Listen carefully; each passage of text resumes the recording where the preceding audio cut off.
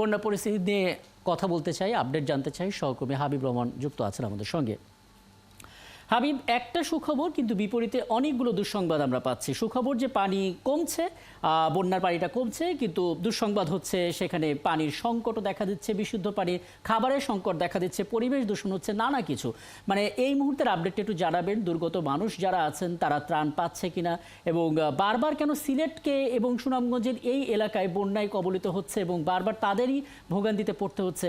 মানে পরিবেশগত দিক থেকে কি ব্যাখ্যাটা আপনি আসলে পেলেন, যেহেতু আপনি পরিবেশ নিয়ে কাজ করেন, হাবিব রহমান?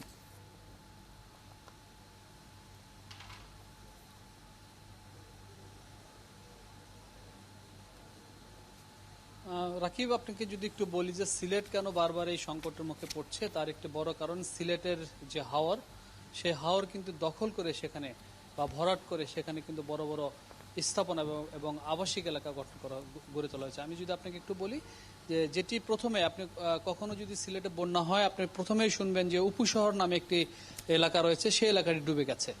এটি কিন্তু সবার আগে খবর আসে, এবং সেই উপশহর এলাকাটি কিন্তু পুরো একটি হাওর ছিল।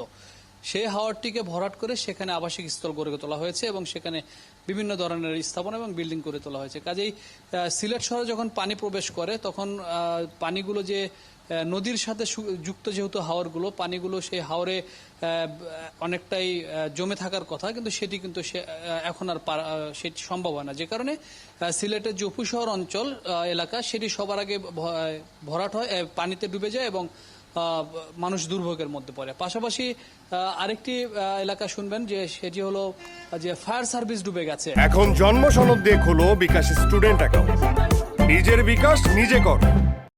ফায়ার সার্ভিসের যে অফিস, সেটি ডুবে গেছে। সেটিও একটি হাওর সিলেট শহরের ভিতরে।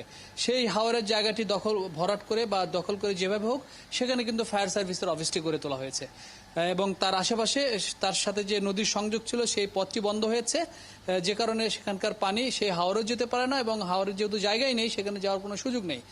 এবং পাশাপাশি আরেকটা যদি দেখেন, সিলেটে রয়েছে যে একটি বাঘা হাওর রয়েছে, যেখানে সেনাবাহিনীর একটি অফিস সেখানে করা হয়েছে।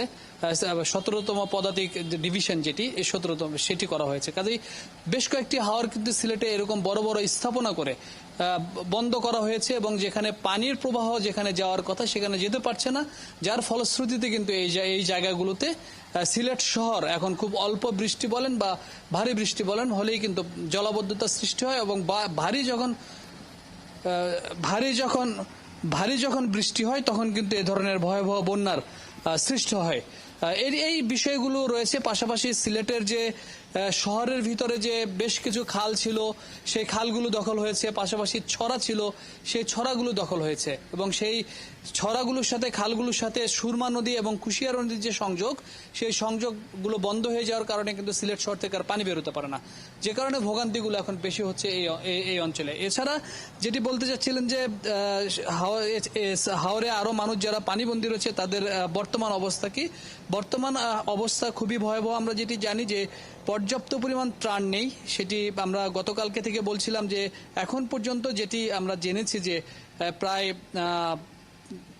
53 লাখ টাকা সরাসরি বরাদ্দ করা হয়েছে, এবং 11,100 মেট্রিক টন চাল বরাদ্দ করা হয়েছে, শিশু খাদ্য দেওয়া হয়েছে, এবং শুকনো প্যাকেট সেটি 6,000-এর বেশি কিছু শুকনো প্যাকেট দেওয়া হয়েছে। কিন্তু সিলেটে কিন্তু মানুষ যেটি জলাবদ্ধতার মধ্যে বন্যার মধ্যে আটকা পড়েছে, সেটি প্রায় 7 থেকে 8 লাখ মানুষ একেবারে সরাসরি বন্যায় কবলিত। কাজে এত বিপুল মানুষের জন্য এত অল্প পরিমাণ বরাদ্দ, সেটি কিন্তু পর্যাপ্ত একেবারেই না, এবং যে কারণে এখন তাদের মূল যে সংকট সেটি হলো যে ঘর বাড়ি তো ভেঙেছে, সেই ঘর বাড়ি মেরামতের পাশাপাশি তাদের হাওরবাসীর যারা বেশি বন্যায় কবলিত সেই মানুষগুলোর এখন খাবার জোগাড় করা একটি বড় সমস্যা দেখা দিয়েছে। এবং পাশাপাশি এখন আরেকটি বিষয়, সেটি হলো যে হাওরের ভেতরে কিন্তু নানাভাবে সড়ক করা হয়েছে, কালভার্ট করা হয়েছে, পাশাপাশি ফসল রক্ষার বাদ দেওয়া হয়েছে। সেটি আসলে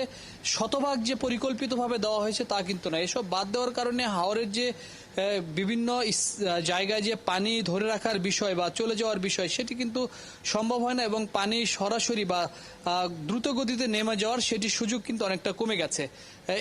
এছাড়া সুরমা নদী এবং কুশিয়ারা নদীর যে গভীরতা কিংবা তার নাব্যতা সবকিছু মিলেই কিন্তু এক ধরনের বড় সংকটের মধ্যে রয়েছে এই সিলেট জেলা এবং সুনামগঞ্জ জেলা। পাশাপাশি আরেকটি বিষয় যদি আমি আপনাকে বলি, এই পানিগুলো কিন্তু নেমে যায় বিশেষ করে নেত্রকোনা, শেরপুর এবং কিশোরগঞ্জ হয়ে।